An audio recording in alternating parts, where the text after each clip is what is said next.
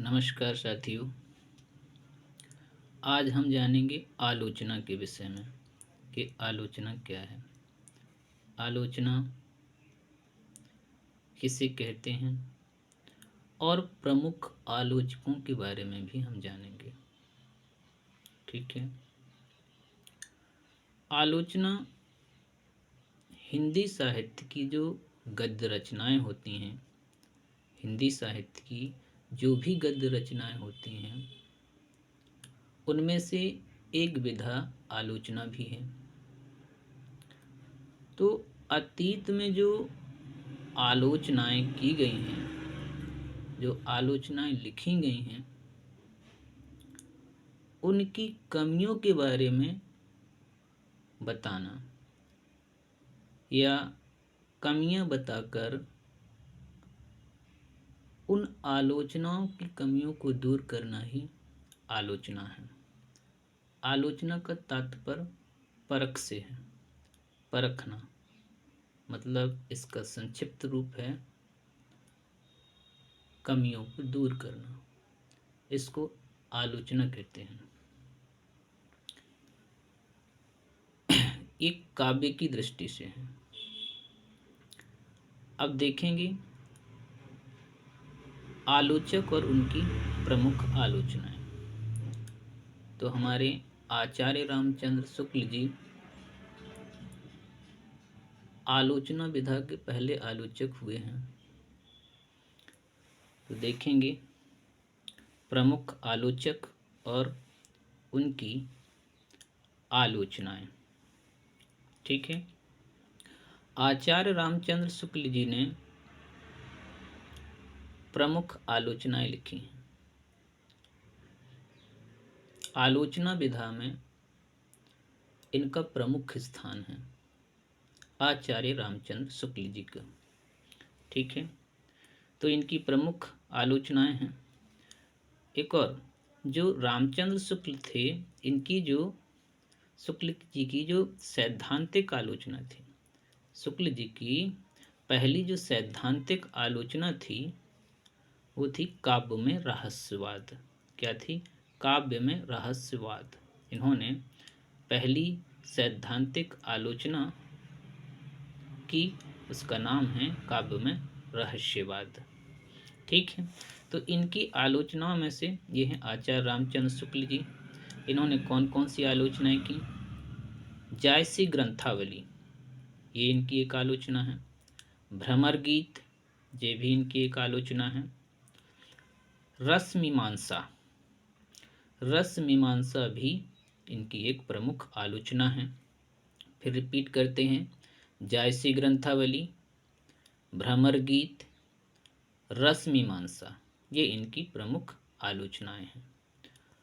और इनकी जो रहस्यवाद वाली आलोचना है, काव्य में रहस्यवाद, ये इनकी पहली सैद्धांतिक आलोचना है। ठीक है। अब आते हैं अन्य आलोचक।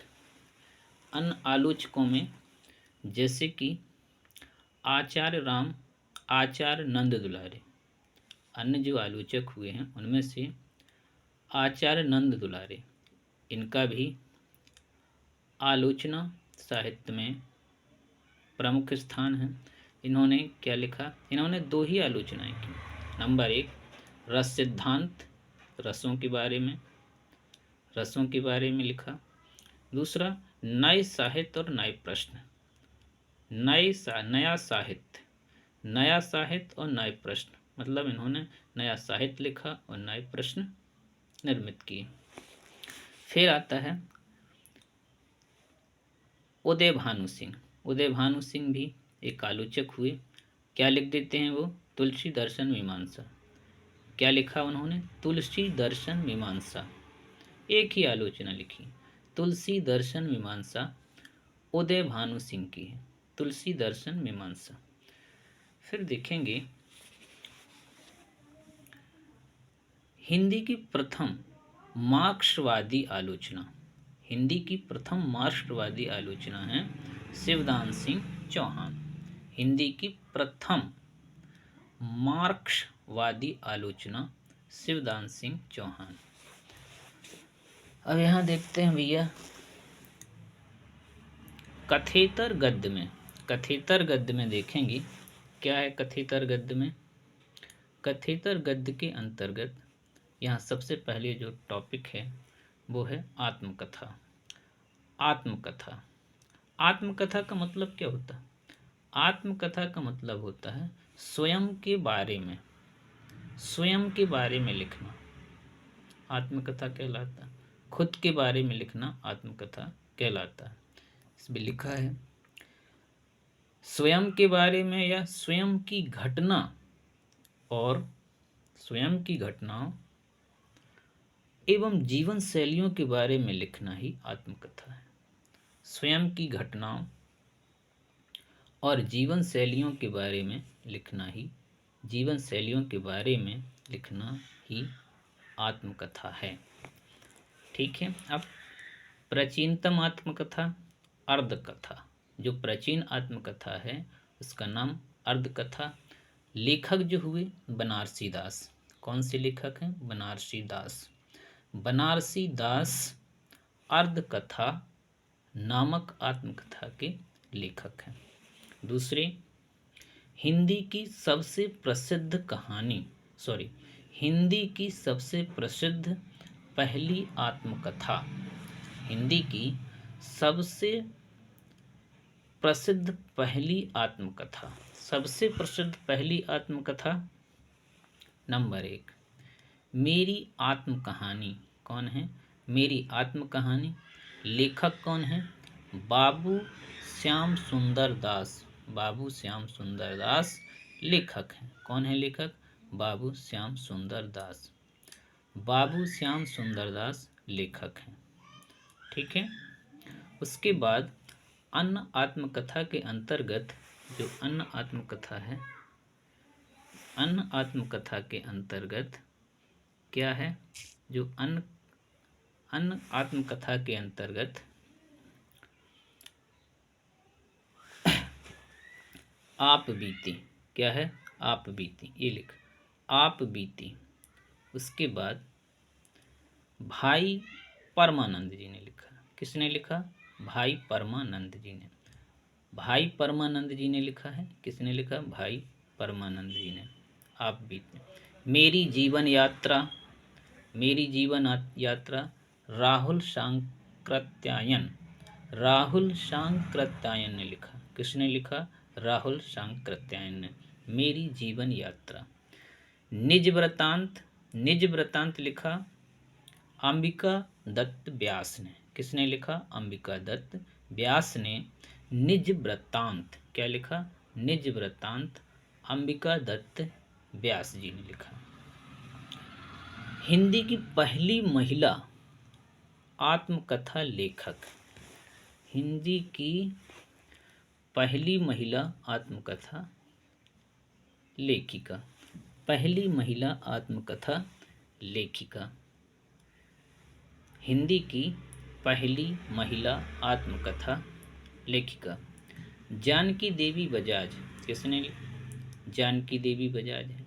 हिंदी की पहली महिला आत्मकथा लेखिका है ये, जानकी देवी बजाज। लिखा क्या?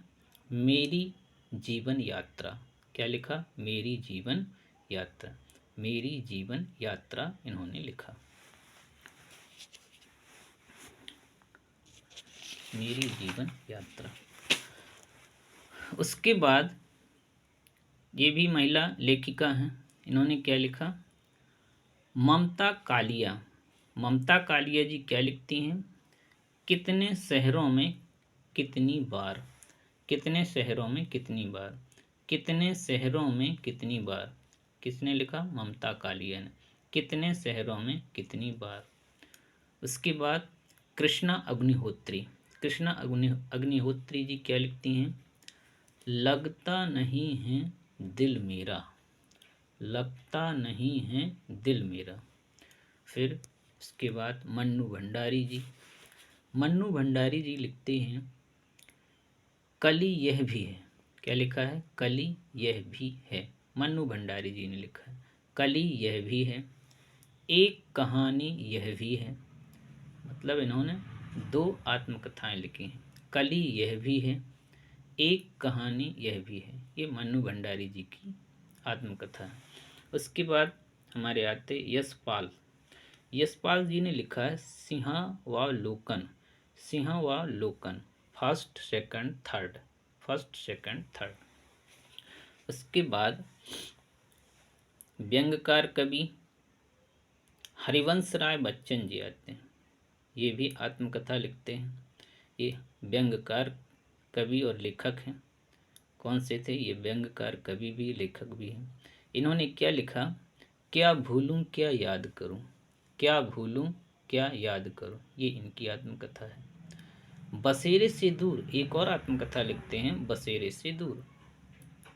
हरिवंश राय बच्चन ने लिखा है क्या भूलूं क्या याद करूं और बसेरे से दूर। भीष्म साहनी जी भी लिखते हैं। उन्होंने क्या लिखा? आज के अतीत। क्या लिखा? आज के अतीत। ये भीष्म साहनी जी ने लिखा आज के अतीत। उसके बाद अमृतलाल नागर जी भी आए, उन्होंने भी लिखा। अमृतलाल नागर जी भी आए, उन्होंने भी लिखा टुकड़े टुकड़े दास्तान। क्या लिखा? टुकड़े टुकड़े दास्तान।